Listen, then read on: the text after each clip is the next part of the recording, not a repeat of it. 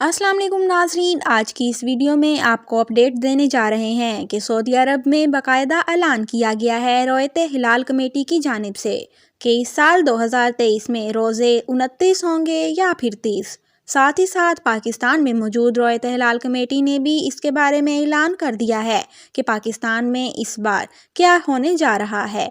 एक अनोखी ईद होने को जा रही है, क्योंकि रमज़ान अल मुबारक का चांद हमने भी सऊदी अरब के साथ ही देखा था और पहला रोज़े का ऐलान भी सऊदी अरब के साथ ही कर दिया गया था।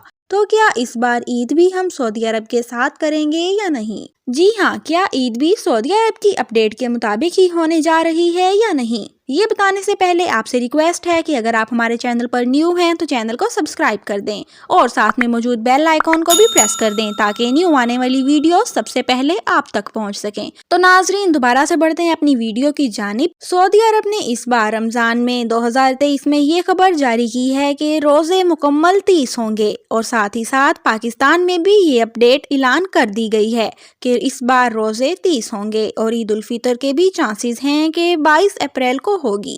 जी हाँ नाजरीन, तो ये थी हमारी आज की ताज़ा तरीन अपडेट। अगर वीडियो अच्छी लगी हो तो वीडियो को लाइक कर दें।